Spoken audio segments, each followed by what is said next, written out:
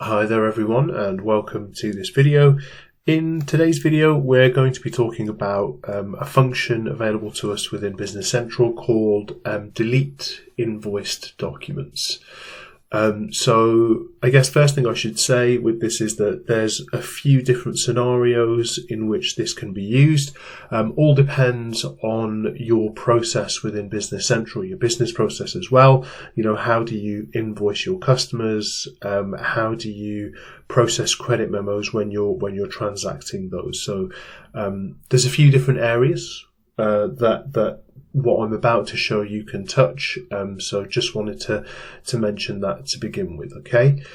So we do have some other videos that talk through the invoicing method that I'm just about to show you. It's a method called get receipt lines or summarized invoicing. I've heard it referred to as before. I'm just going to show you that to begin with before we start using the delete invoice documents. Okay. So if I just jump into my sales order screen here, I've got a few sales orders. Just want to show you here that are shipped and not invoiced. Okay, so if I go into this one here for a Datum Corporation, let me scroll to the right here. You'll see I've got quantity shipped is 1, quantity to invoice is 1. And I've got a few others here. You can tell which ones haven't and which ones have been invoiced based on the amount shipped, not invoiced. Okay, so this one is 0 here. Let me jump into that one very quickly and I'll show you. To the right here, I've got quantity shipped 1, quantity invoiced 1. Okay, so that one is shipped and invoiced. And then I've got a few which need to be invoiced. Okay, so I'm just showing you this so you can see what state the data's in. I'll just show you this last one here. You'll see quantity shipped is 1, quantity to invoice is 1. So let me just go ahead and raise an invoice for those orders, and I'm just going to show you very quickly how to do this. As I say, we do have another video on this, and this really is just to get some data prepared for the delete invoiced records. Okay, so I'm just going to add each one of these to my invoice, and I think we're good to post. Okay, so let me go back to my sales orders, and I just want to show you that, look, all of those orders now at the bottom of my page here are shipped and not invoiced. Okay, so if I just go into the last one, I think it's the same for all of them, but I'll just show you very quickly on this one.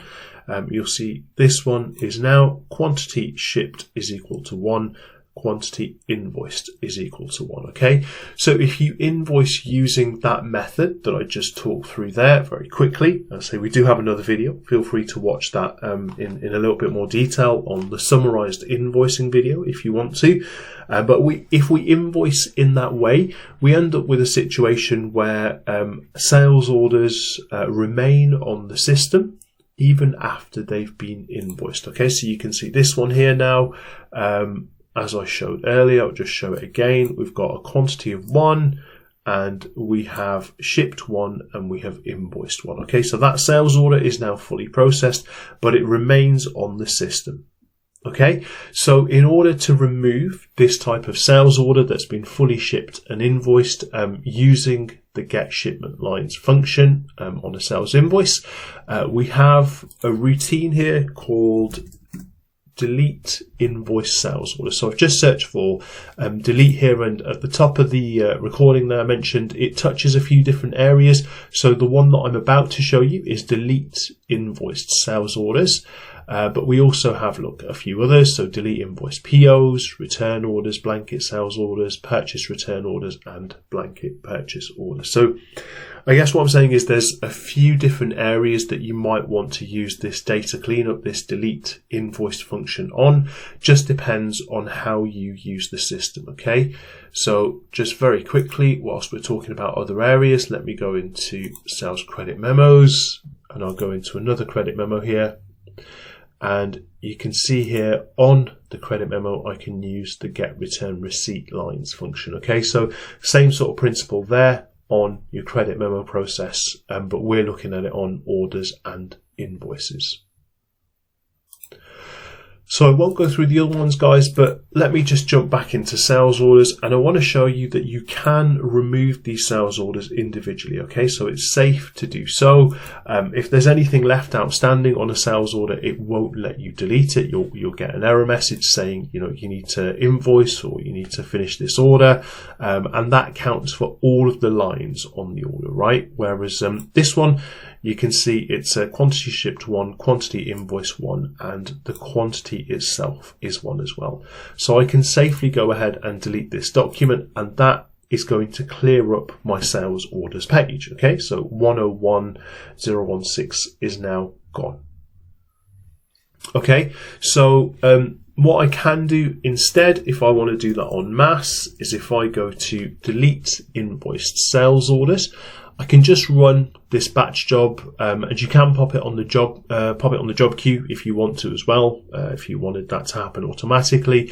And I can filter in sort of the sales order table here for numbers, sales order numbers, that is, customers, or any other field which is available here on my sales order, my sales header table. Okay, but if I go ahead and press OK now, what that will do is look, it will remove all those sales orders that have been invoiced from the get shipment lines function. So they are now all removed from my sales orders screen.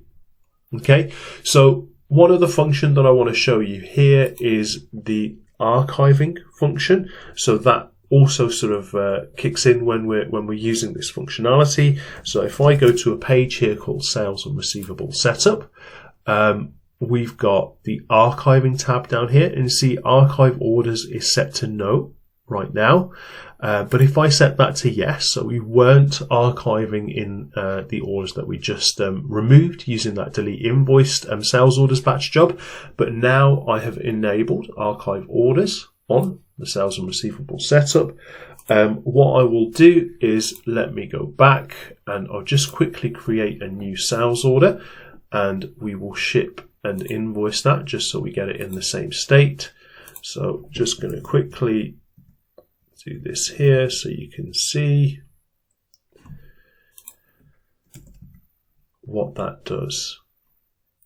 Okay, so let's go sales. Oh, sorry, I didn't invoice, didn't ship, sorry, my sales order. Let me just do that. Say post and ship. And let's go sales invoices. And if I raise a new one, a datum corporation, and let's go functions, get shipment lines. It's just this one. Let me post, and yes. Okay, so sorry you had to sit through that boring bit, but now let's go back onto sales orders, and my sales order is quantity 1, quantity shipped 1, quantity invoiced 1. Okay, and let me now just jump onto my sales order archive. And here you can see I do have, you can see in the background, 101017. I've got one archived version of that sales order. Okay, so I've currently just got the one version. Now, if I now go ahead and run the delete invoice sales orders batch job, and bear in mind, guys, we have now gone to sales and receivable setup, and we've marked the archive orders as yes. Okay, that was not marked as yes previously.